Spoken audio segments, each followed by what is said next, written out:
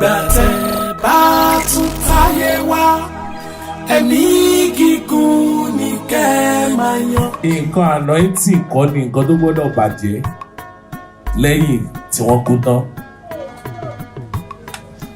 Mo rántí ọjọ́ wedding anointing. Àwa la play ọjọ́ wedding. Anointing tuntun lọ sóòrùn lálẹ́. Ó gbéyàwó dání toyúntoyún. Ẹ ti gbọ́rú ẹ̀rí.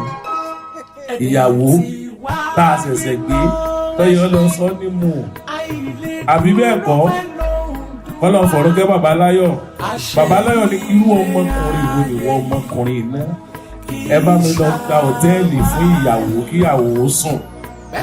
Now obìnrin tó bá wá bá ọkọ jẹrú ìyá yẹn wọn tí ìkọrú bí ibì kan là ń lò bá sọ̀rọ̀ gọ́ọ́rọ́ nígbà yẹn tí Ọlọ́run fi wá ṣe gbogbo ìyanu yẹn tí ẹni bẹ́ẹ̀ bá papòdà obìnrin yẹn ò gbọ́dọ̀ jìyà ìyàwó dẹ̀ gbọ́dọ̀ jẹ àwọn ọmọ tí ó ti ní obìnrin yẹn jáde. Ọ̀rọ̀ kan fún àpọ̀sílẹ̀ kan rẹ̀ mi lẹ́kọ̀ọ́ ẹ̀mọ̀ sí pé ìyàwó anointing ni Ọlọ́run fún anointing. Ọlọ́run dìdí ìṣàánú pé ọmọkùnrin yìí dáa jẹ́ ìṣíjú àánú mi. Agbára Ọlọ́run àdó tiwa. Gbogbo wa àní fojú ọlọ́jọ́ lọ.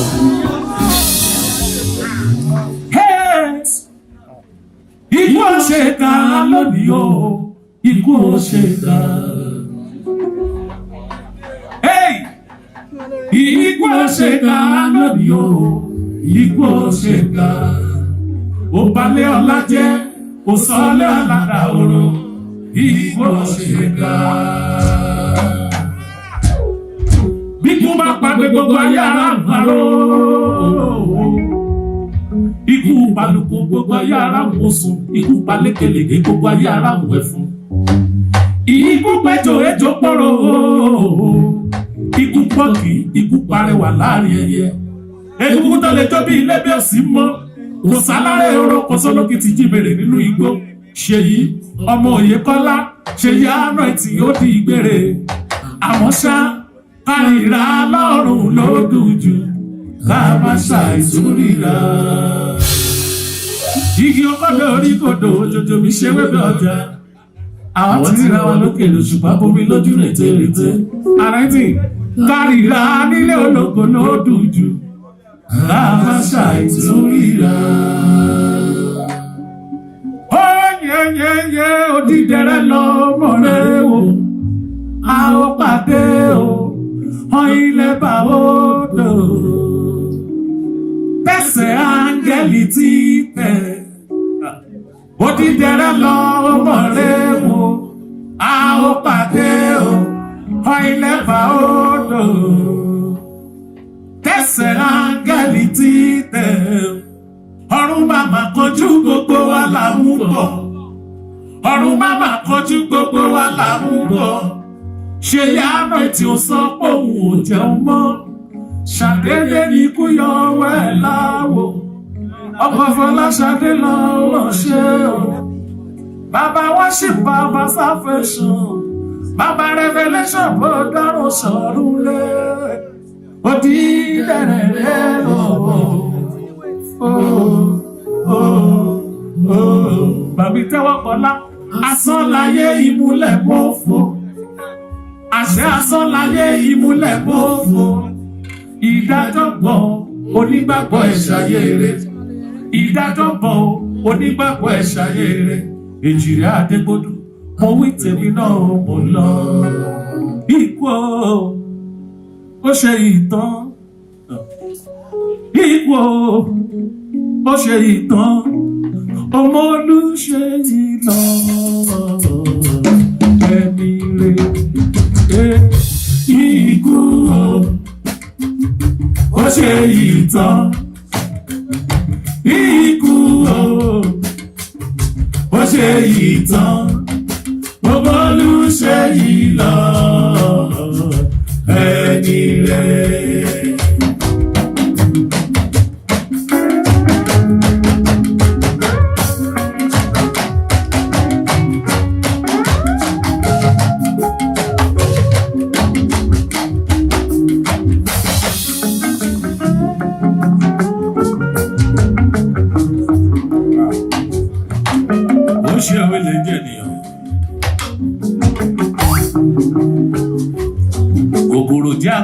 òbí tó kó káká mọ́ ikú ọjà gbádùn ẹ̀sìn àwọn tó lọ ọkọ̀ Fọláṣadé náà nílẹ̀ yìí ò ti gbére bẹ́ẹ̀yàn bá sọ̀rọ̀ ẹ̀ fún mi kódà tó bá jẹ́ wòlíì lójúṣẹ́ yẹn màá ní kó gbẹ́nu ẹ̀ sọ́hùn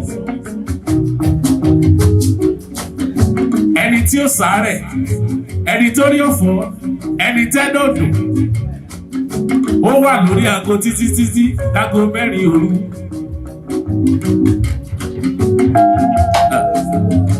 aago 5 kọjá kó rẹjú díẹ̀ káwọn tó rebi iṣẹ́ tó máa rebi iṣẹ́ ojú àwọn oníṣèyí rẹ̀ tó gbọ̀rún alákejì lọ ikú tí ó jẹ́ adágbére fẹ́ni kejì ẹni kí ló dé kò tí ẹ̀rọ ti worship kò ro ti salvation kò ro ti revelation kékeré kò ro ti Fọláṣadé olólùfẹ́ yẹn kí ló dé kò tí ẹ̀rọ ti wá àìmọye àṣírí ló pọ̀ ẹjọ́ ikú ó ṣe yìí tán ikú ó ṣe yìí tán ó dá wàhálà gara ó fi ṣe yìí dá wàhálà gara omi jẹ́ lójú mi èjì rẹ̀ ẹ̀kọ́ Fẹ́mi Làkàsà ẹ má rojú o Bàbí Tóbi Latex ẹ má rojú o Pásítọ̀ Akílolú Akíadé ẹ má rojú o torí egungun aṣọ tó kọ́gùn ségun ni wọ́n ń pè ní jẹ̀pẹ́ ẹ̀yin lẹ́sùn wà náà ìtìjú àǹtí Esther Ìgbẹ́kẹ̀lé ẹ má rojú o kò ṣeé rò. Lọ́jọ́ ọjọ́ kan ẹ wá bá mi gbọ́ Ábúráhámù jáde pẹ̀lú ọmọ rẹ̀.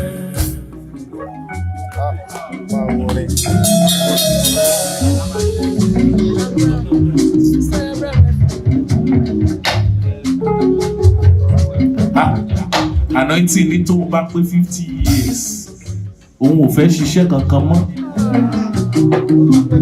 ó ṣèlérí tó pọ̀ fún àìmọye àwọn èèyàn pé 50 years òun máa ṣí nǹkan báyìí òun á ṣí nǹkan báyìí òun á wá máa sùn ìgbà yẹn lòun fẹ́ sinmi ikú wáyé mú sí ikú ní ò ní pé 50 years Anointing dẹ̀ lọ.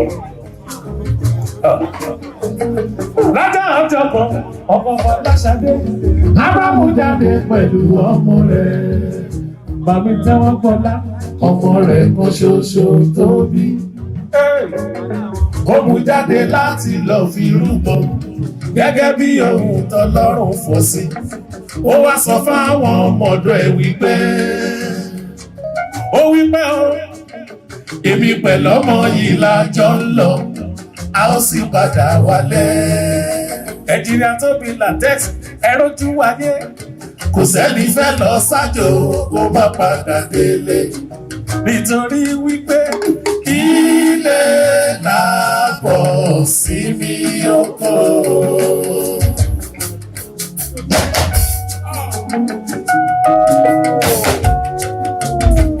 Ẹ̀rù Ọlọ́run bà mí ó mú kí ẹ̀rù Ọlọ́run bà mí.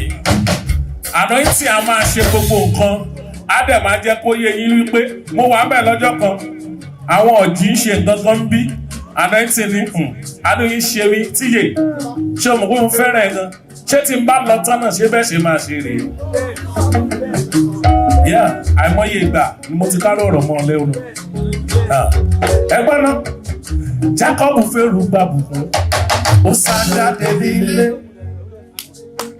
Ẹ̀mí Ọlọ́run sọ̀kalẹ̀ nínú ìsìn ògo alóore.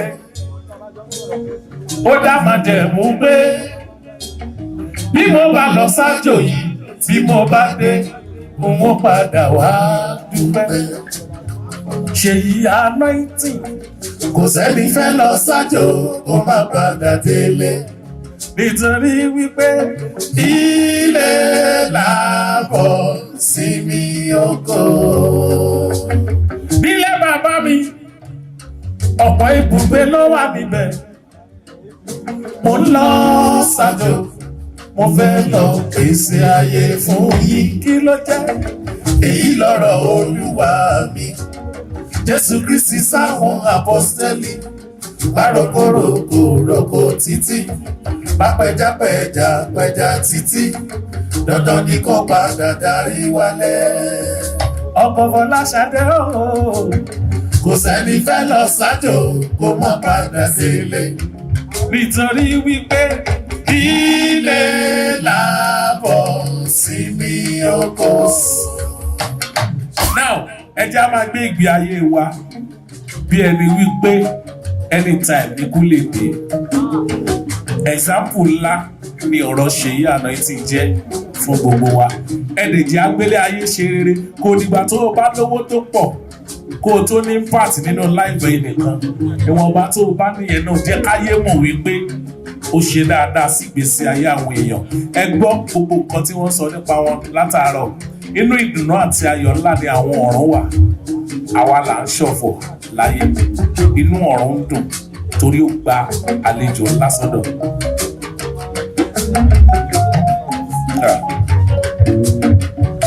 Ẹni bá ṣiṣẹ́.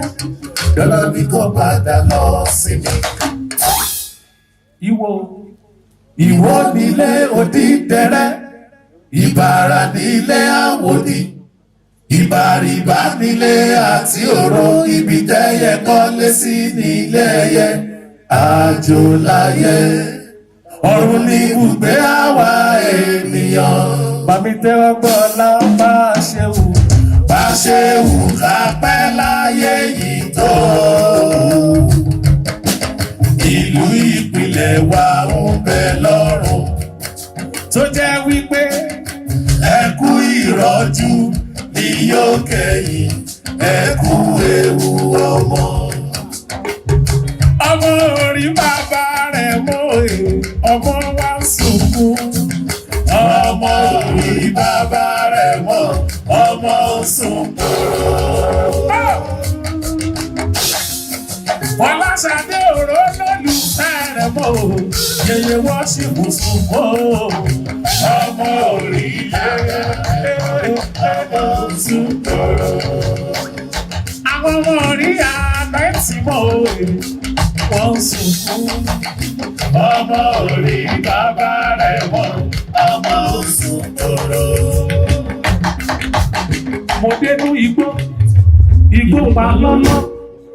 Mo bá ará igbó wípé kí ló dé tí gbó pa rọ́rọ́. Kàsà pàgídà ìgídà ẹyẹ fò lọ. Kí ni ká ti gbọ́, kí ni ká ti rò? Tàbí ọmọ ti jìyà ọmọ, kó kú kó máa jèrè ọmọ. Ikú wa yọ ọwọ́ rẹ̀ láwo, kò lóhùn kò jẹun mọ́. Ikú máa dà wá lára o. TJ ó sọ̀rọ̀ kan fún wa lálẹ́ àná. Ó ní màmá Anointing wọ́n máa ń sọ ọ́gbà tí kinní yẹn ṣẹlẹ̀. Màmá wa sọ pé Ṣèyí gbogbo tó ló ṣe pátá ló sì ṣe. Àwọn á bí màmá pé gbogbo kí ló lóun wọ́n ní màmá ní kí ti máa ń sọ bẹ́ẹ̀. Àwọn rò pé ó fi máa ń ṣàwàdà ni pé tó ń bá sùn ọjọ́ kan tó wọn ò bá jí máa ń gọ́ pé màmá òun ṣé wọ́n láwọn àbúrò òun ò ní sí yín ni kí lẹ̀ ń dára yín láyà fún. Ṣé mọ̀ pé a ti fẹ́ ṣe birthday fún màmá tá a ti máṣọ. Gbogbo tó sọ tó sì ṣe bẹ́ẹ̀. Ọmọ yẹn ọmọ wa sùn fún. Ọmọ rí bàbá rẹ̀ mọ́ ọmọ sùn fún. Mákindé o, Mákindé o, Mákindé o, Mákindé o. Adéṣínà bẹ́ẹ̀ ni alẹ́. Mákindé o, Mákindé o, Mákindé o, ilé Mákindé o, Mákindé o. Adéṣínà bẹ́ẹ̀ ni alẹ́. Mákindé o.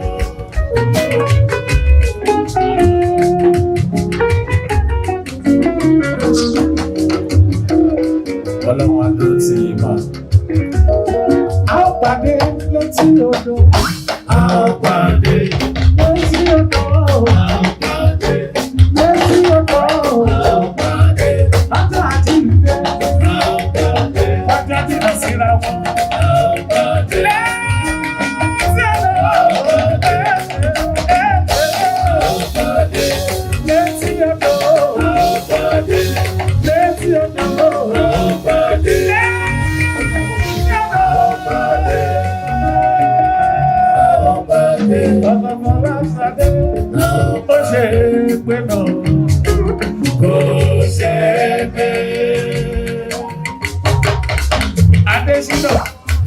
ṣe é gbé náà ṣe yìí kò ṣe é gbé ìgbà ṣe ìgbé pàgbé tèmi àsìkò tí bàbá ṣe ìgbé eríkú lóko akẹsẹ̀ wálé ẹ̀fọ́kú lóko akẹsẹ̀ wálé lárí ìtàkù nílé akẹsẹ̀ roko ojú ẹlẹ́kùn tó kún fún iná ìlú ẹlẹ́kùn omi jòwè èjìká ẹlẹ́kùn gbé fúru kọ̀ọ̀kan bá òrà kọ́ṣù bá fẹ́ wúra gúnyán ṣe ìbá ọ̀rẹ́ nífẹ̀ẹ́ sáfàdọ̀ ẹni tó bá kọ́ ni àkọlẹ̀ ọmọ Oyekola bí ó sì kọ́ ni dábàá ṣàdọ́lọ́ àbájá oró kéèké o. Àbájá oró kéèké o. Mẹ́wọ̀ ṣe yìí ó ṣe gbé náà kò ṣe wà bẹ̀rù rẹ̀ ní ibodè wà bẹ̀rù rẹ̀ ní ibodè bó bá ṣàyèrè bó ṣàyèrè wà bẹ̀rù rẹ̀ ní ibodè wà bẹ̀rù rẹ̀ ní ibodè wà bẹ̀rù rẹ̀ ní ibodè bó bá ṣàyèrè bó ṣàyèrè wà bẹ̀rù rẹ̀ ní ibodè. Ẹ̀dẹ̀ tí wáyé náà ẹsẹ̀ àìlè dúró pẹ̀lú òǹdùn wa àṣẹ ilé ayé yìí kì í ṣàwárí lọ bẹ́ẹ̀ ti ṣe lo ìgbésí ayé yìí dára